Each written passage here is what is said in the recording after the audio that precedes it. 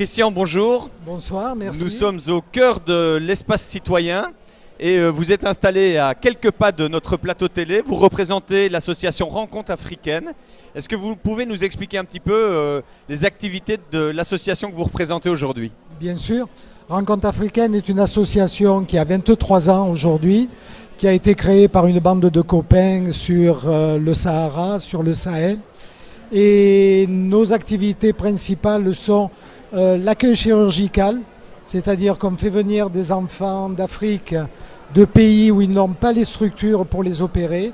Et nous avons besoin en permanence de familles d'accueil. Alors le rôle de la famille d'accueil, c'est de prendre l'enfant à l'arrivée de l'aéroport et de le considérer comme son propre enfant, ni plus ni moins. Cette situation dure en général de 4 à 6 semaines et l'enfant repart dans sa famille. En général, ce sont des opérations cardiaques qui sont réalisées. Ça, c'est le fondement de l'association. Ensuite, plusieurs activités, c'est-à-dire missions médicales au niveau de pays aussi qui n'ont pas les structures médicales pour opérer. On réalise des puits, en particulier au Niger. Une mission en 2014 va aller former des puisatiers au Burkina Faso. Nous avons également de la recheptélisation. Alors le mot est peut-être un peu barbare, mais c'est donner à une famille touareg de l'argent pour repartir en nomadisation avec une quarantaine de chèvres et de la nourriture pour 6 mois. Donc voilà. Voilà, donc des activités diversifiées. Très diversifiées. Sur le terrain.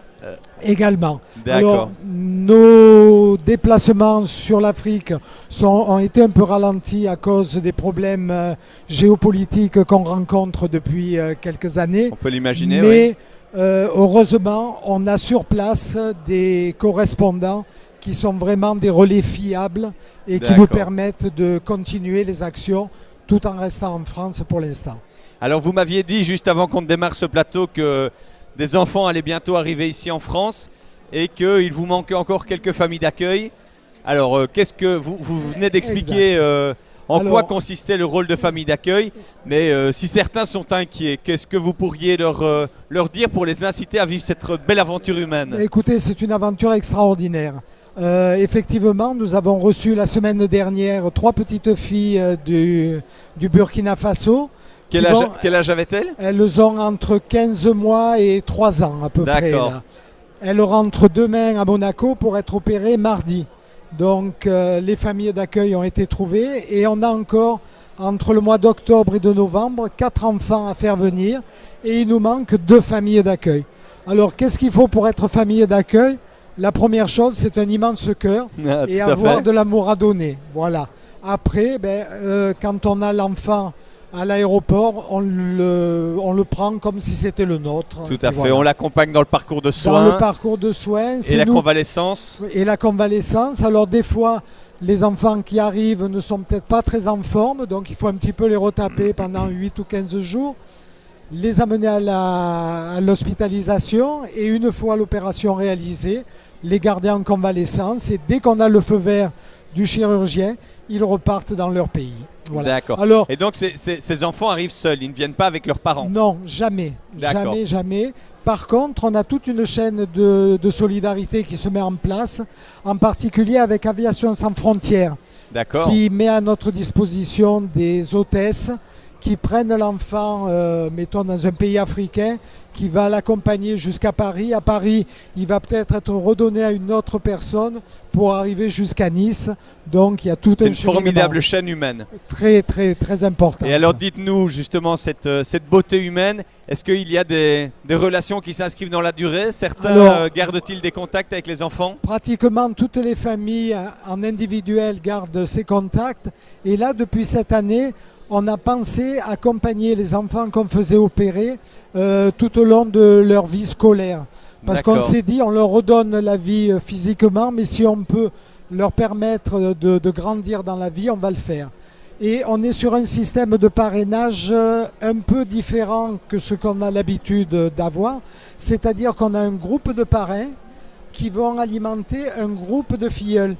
De manière que si un jour il y a un parrain qui ne peut plus suivre ou qui disparaît ou quoi, l'enfant puisse être accompagné par l'association, parce qu'on va se faire les réserves nécessaires pour les accompagner au moins sur le primaire, le secondaire s'il fallait, et puis pourquoi pas les études supérieures, ce serait vraiment génial. Donc vous leur donnez vraiment une chance pour bien démarrer dans la vie.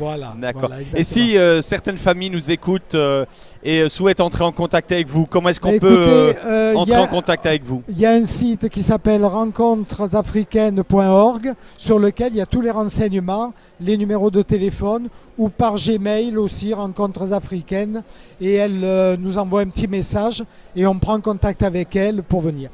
Un élément aussi, c'est qu'on a des réunions mensuelles qui se passent au gymnase de Montsartou le 3e mardi de chaque mois de 19 à 20 heures. Mais on a 1 heure de réunion et pas plus. On ne veut pas que les gens débordent là-dessus. Tout à fait. Donc on commence à les accueillir à partir de 18 heures. Mais de 19 à 20 heures, on passe en revue toutes les activités de l'association.